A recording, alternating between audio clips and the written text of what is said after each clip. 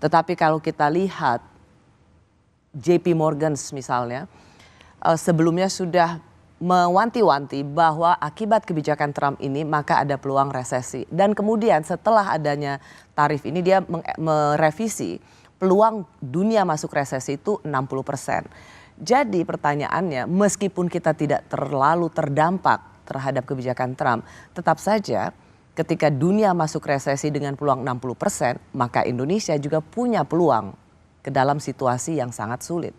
Bagaimana menjelaskan ini, Mas Saya Dede? setuju. Saya katakan bahwa it is inevitable, tidak terhindarkan bahwa akan ada perlambatan ekonomi. Tapi kan jalurnya kalau global dengan lokal itu melalui ekspor.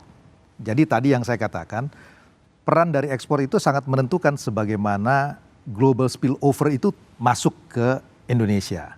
Nah di negara kita tadi saya katakan 25%. Jadi efeknya seburuk-buruknya ya 25%. Karena kan negara kita itu konsumsi domestiknya besar. Itu yang menjelaskan Rossi ya, kalau Anda ingat. Situasi terburuk kita itu mungkin Asian Financial Crisis 98 atau COVID. COVID itu nggak ada produksi sama sekali. What happened during COVID? Kontraksi kita itu minus 2,1% loh. Itu salah satu yang paling kecil. Kenapa? Karena memang ekonomi domestiknya besar.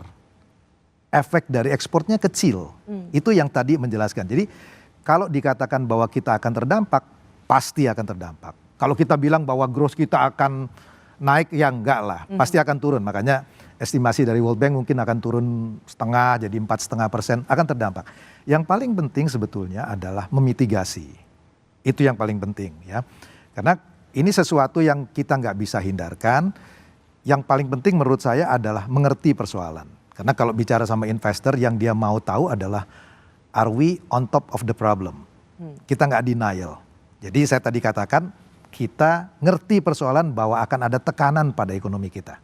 Ya. Kemudian yang kedua, kalau kita tahu nggak apa yang mau dilakukan. Kalau kita tahu apa yang mau dilakukan, apa langkahnya? Itu saya kira yang sangat penting sebetulnya. Ya, kita bisa discuss. Jadi itu yang saya katakan. Makanya kalau kemudian eksternalnya terdampak, ada dua hal yang kita lakukan. Bagaimana membuat ekspor kita tetap kompetitif. Kemudian yang kedua adalah bagaimana mendorong ekonomi domestik.